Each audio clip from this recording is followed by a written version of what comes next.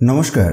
আপনারা নিশ্চয়ই সকলেই জানেন যে কিছুদিন আগেই আইআইটি খড়গপুর এর পক্ষ থেকে ৩৬ ধরনের ভিন্ন ভিন্ন পোস্টে নিয়োগের জন্য যে ১৮২টি শূন্য পদে নিয়োগের কথা জানিয়েছিল, সেই সম্পর্কিত বেশ কয়েকটি গুরুত্বপূর্ণ আপডেট প্রকাশিত হয়েছে, যেখানেতে নাম্বার অফ ভ্যাকেন্সিজ ইনক্রিজ হয়েছে এবং সাথে সাথে কিছু কিছু পোস্টের রেসপেক্টে এসেনশিয়াল কোয়ালিফিকেশনের চেঞ্জেস আছে। আর যারা অলরেডি আবেদন করে দিয়েছেন তাদের জন্য শুধুমাত্র আপডেটটি জানলেই হবে, আর যারা এখনো আবেদন করেননি বা এই নিয়োগ বিজ্ঞপ্তিটি প্রসঙ্গে জানেন না তাদের উদ্দেশ্যে জানিয়ে রাখি, এখনো আপনারা আবেদন করতে পারবেন, এমনকি আবেদনের তারিখও এক্সটেন্ড হয়েছে। সুতরাং ভিডিওটি কন্টিনিউ করতে পারেন, কারণ বেশ গুরুত্বপূর্ণ নিয়োগ বিজ্ঞপ্তি এবং অনেক ধরনের ভিন্ন ভিন্ন পোস্টে এই নিয়োগগুলি হচ্ছে, আর আমি আপডেটগুলি সাথে সাথেই কভার করতে থাকবো। সুতরাং আসুন সরাসরি আমরা পোস্টের ডিটেলসে চলে যাব, অর্থাৎ কি ধরনের পোস্টে নিয়োগ হচ্ছে, কতগুলি করে শূন্য পদ রয়েছে এবং সেটির জন্য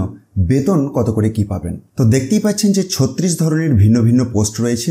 শেষ post multitasking staff or MTS. প্রসঙ্গত প্রথম আপডেটটি আপনাদেরকে জানিয়ে রাখি, এখানে যে ১৮২টি শূন্য পদের কথা বলা রয়েছে টোটাল, এটি ইনক্রিজ হয়ে 187 হয়েছে। তো শেষ পোস্ট তথা এমটিএস এটির ক্ষেত্রে টোটাল ৪১টি শূন্য পদ রয়েছে। ১৮,০০০ থেকে শুরু করে ৫৬,৯০০ পর্যন্ত আপনারা বেতন পেতে পারেন। ৩৫ নম্বরতে ড্রাইভার গ্রেড 2, এটির ক্ষেত্রে 4টি শূন্য পদ, পাশাপাশি আপনারা পে লেভেলটি একটু লক্ষ্য করবেন। ৩৪ নম্বরতে রয়েছে জুনিয়র টেকনিশিয়ান আর জুনিয়র ল্যাবরেটরি অ্যাসিস্ট্যান্ট, যেটির ক্ষেত্রে 14টি টোটাল শূন্য পদ রয়েছে। জুনিয়র অ্যাসিস্ট্যান্ট এটির ক্ষেত্রে 8টি শূন্য পদ। অ্যাসিস্ট্যান্ট সিকিউরিটি অফিসার গ্রেড 2, এটির ক্ষেত্রে 1টি শূন্য পদ রয়েছে। ফিজিক্যাল ট্রেনিং ইনস্ট্রাক্টর এটির ক্ষেত্রে 5টি শূন্য পদ রয়েছে। সিনিয়র লাইব্রেরি ইনফরমেশন অ্যাসিস্ট্যান্ট এটির ক্ষেত্রে 1টি শূন্য পদ রয়েছে। Medical laboratory technician pathology, radiology আর ফিজিওথেরাপি এটির ক্ষেত্রে টোটাল 4টি শূন্য পদ। স্টাফ নার্স এটির ক্ষেত্রে শূন্য পদের সংখ্যা 15টি। জুনিয়র টেকনিক্যাল সুপারিনটেন্ডেন্ট এটির ক্ষেত্রে 20টি শূন্য পদ। আর শেষ কলামেতে যে পে ম্যাট্রিক্সের কথা উল্লেখ রয়েছে, এগুলি আপনারা একবার নিজে থেকে ভিডিওটি পজ করেও চেক করতে পারেন বা পিডিএফটিকে একবার ডাউনলোড করে দেখুন, কারণ অনেকগুলি পোস্টের ডিটেলস কভার করতে ভিডিওর লেন্থ অনেকটাই বড় হয়ে যাবে এমনিতেও। তো 26 নম্বরতে জুনিয়র অ্যাকাউন্টস অফিসার, যেটির ক্ষেত্রে 2টি শূন্য পদ রয়েছে। জুনিয়র এক্সিকিউটিভ এটির ক্ষেত্রে 6টি শূন্য পদ। সিনিয়র হিন্দি ট্রান্সলেটর এটির ক্ষেত্রে 2টি। অ্যাডমিনিস্ট্রেটিভ অফিসার এটির ক্ষেত্রে 5টি। প্রসঙ্গত জানিয়ে রাখি, কার্ডিনেন্ডাম নোটিফিকেশনের মাধ্যমে শূন্য পদের সংখ্যা এটির ক্ষেত্রে ইনক্রিজ হয়েছে। অ্যাডমিনিস্ট্রেটিভ অফিসার এটির ক্ষেত্রে শূন্য পদের সংখ্যা বেড়ে 10টি হয়ে গেছে। নেক্সট, হিন্দি অফিসার এটির ক্ষেত্রে 1টি শূন্য পদ রয়েছে। টেকনিক্যাল অফিসার এটির ক্ষেত্রে 4টি শূন্য পদ। সিনিয়র টেকনিক্যাল অফিসার গ্রেড 2 1টি শূন্য পদে এই নিয়োগটি হচ্ছে। ল অফিসার এটির ক্ষেত্রেও 1টি শূন্য পদ। পাবলিক রিলেশন অফিসার এটির ক্ষেত্রেও 1টি শূন্য পদ। এক্সিকিউটিভ অফিসার এটির ক্ষেত্রে 2টি শূন্য পদ রয়েছে। কাউন্সিলর এই পোস্টের জন্য 2টি শূন্য পদ। সিনিয়র কাউন্সিলর গ্রেড 2 3টি শূন্য পদে এই নিয়োগটি হচ্ছে। সিনিয়র কাউন্সিলর গ্রেড 1 3টি শূন্য পদে এই নিয়োগটিও। 13 নম্বরতে রয়েছে স্পোর্টস অফিসার, এটির ক্ষেত্রে 2টি শূন্য পদ রয়েছে। মেডিকেল অফিসার 9টি শূন্য পদ রয়েছে।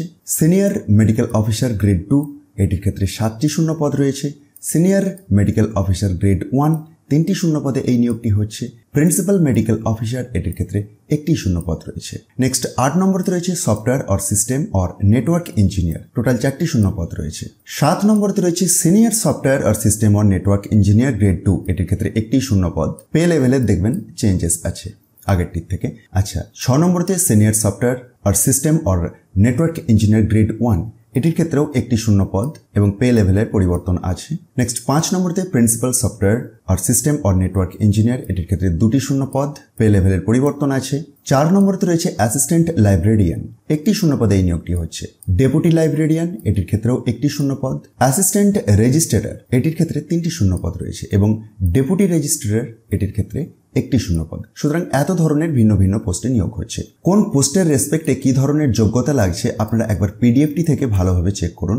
কিছু গুরুত্বপূর্ণ চেঞ্জেস এসছে স্টাফ নার্স এবং মেডিকেল ল্যাবরেটরি টেকনিশিয়ান এই দুটি পোস্টের রেসপেক্টে। আমি সেই দুটি সম্পর্কে আপনাদের সাথে ইনফরমেশনটি শেয়ার করতে চাই। দেখুন, এখানে 28 নম্বরেতে মেডিকেল ল্যাবরেটরি টেকনিশিয়ান এবং 29 নম্বরতে স্টাফ নার্স নিয়োগের কথা জানানো হয়েছিল মেন বিজ্ঞপ্তিতে, যেখানে পে লেভেল সেম আছে, কোনো রকম পরিবর্তন নেই। কিন্তু মেডিকেল ল্যাবরেটরি টেকনিশিয়ানের ক্ষেত্রে এসেনশিয়াল কোয়ালিফিকেশনটি দেখুন মিস্টেকেনলি স্টাফ নার্সের রেসপেক্টে যে ধরনের কোয়ালিফিকেশনের প্রয়োজন হয় সেটি রয়েছে। সুতরাং এটির পরিবর্তনটি স্বাভাবিক ছিল, তাই পরিবর্তন হয়েছে করিজেন্ডাম নোটিফিকেশন, যেটি অক্টোবরের 12 তারিখে রিলিজ করেছিল। তো সেটির মাধ্যমে এই স্টাফ নার্স এবং মেডিকেল ল্যাবরেটরি টেকনিশিয়ান এই দুটির রেসপেক্টে এসেন্সিয়াল কোয়ালিফিকেশন অ্যান্ড এক্সপেরিয়েন্সের পরিবর্তনের কথা জানিয়েছে। স্টাফ নার্সের ক্ষেত্রে 35,400 থেকে 1,12,400 পর্যন্ত আপনারা স্যালারি পেতে পারেন এবং এসেন্সিয়াল কোয়ালিফিকেশন অ্যান্ড এক্সপিরিয়েন্স প্রসঙ্গে লাগছে intermediate or senior or higher secondary, that is 10+2 or equivalent, and must have passed the examination held by the Nursing Council with 3 years course in general nursing and midwifery recognized by the central or state nursing council with 3-year nursing experience in a recognized hospital। সুতরাং বেশ বড় সুযোগ। এখানেতে কোনো রকম WBNCর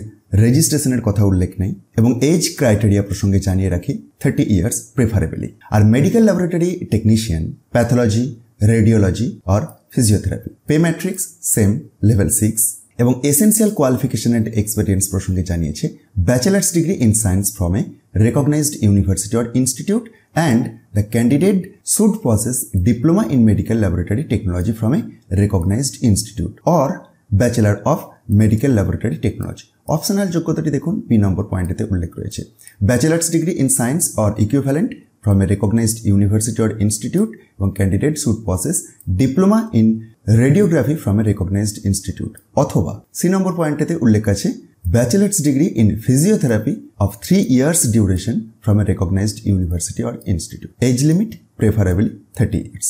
আচ্ছা, এবার আবেদন প্রসঙ্গে আসা যাক। আবেদনের তারিখের পরিবর্তন হয়েছে, অর্থাৎ এক্সটেন্ড হয়েছে।